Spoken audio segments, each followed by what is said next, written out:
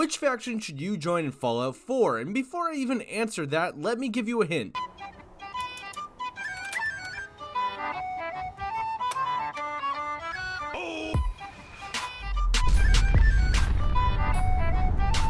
It's not the Institute. Welcome to Fallout 4, a game about exploring the nuclear wasteland that is Massachusetts, smack-talking synths. Are you here for the synth? I'm here to pick up an order.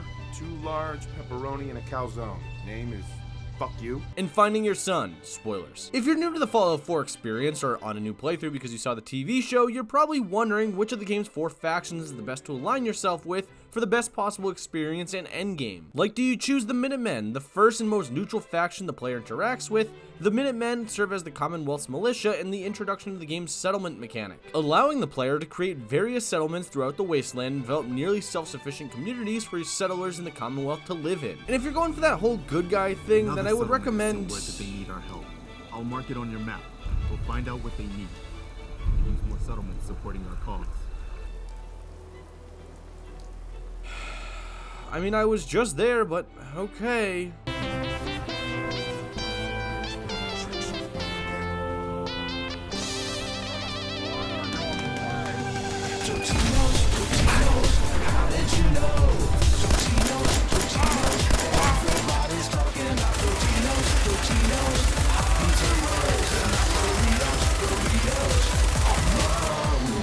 Those super mutants won't be bothering you again. As I was saying, if you're attempting to go with the whole good guy thing, then I would recommend the Minutemen, because other than the Institute, they don't ruffle any feathers, allowing the player to still interact with the Brotherhood of Traveling Power Armor and the Railroad postgame. You also get access to a fort that seems to fill up faster than a Taylor Swift concert, and cannons, which are helpful in situation. You also get to become the general rather quickly, which leads to the sweetest outfit in the entire game, so that's pretty neat.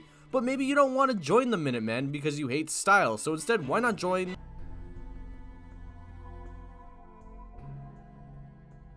the Railroad, a group that's fixated on liberating synths from the Institute and giving them the ability to live fruitful lives in a wasteland designed to bring out the absolute worst in people. They mean well, but offer no real significant value to the Commonwealth's future, as their main focus is saving machines that may or may not turn into running a group of bandits that terrorize the wasteland versus helping the people of the Commonwealth. And for a faction that requires itself to be hidden, they do a pretty terrible job of this because they literally have a path right to their doorstep. Literally. I guess the only thing of significance they offer is making Curie hot, and that's about it. Other than that... But maybe you're not interested in saving synths, but instead enslaving them, so maybe you look towards, I don't know, say the Institute. No, man. Shit, no, man. I believe you get your ass kicked saying something like that, man. The Institute is great if you want to bore yourself to death over some guy talking about how he made synthetic gorillas, nerd. Also, don't forget that if you get far enough in the quest line, you can possibly take over the Institute and maintain the army of Terminators, or maybe tell yourself you can change the Institute's shitty ideals into something more beneficial for the Commonwealth. But my question here is, why? Taking over for Father Gross as the leader of the Institute is like being the maid who gets the rich family's inheritance.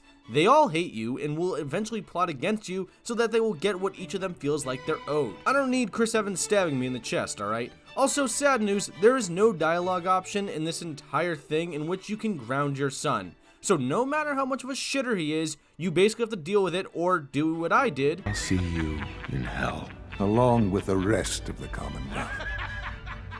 You've seen to that. Yet maybe you don't want that Game of Thrones atmosphere of the Institute and decide to join up with the Brotherhood of Steel.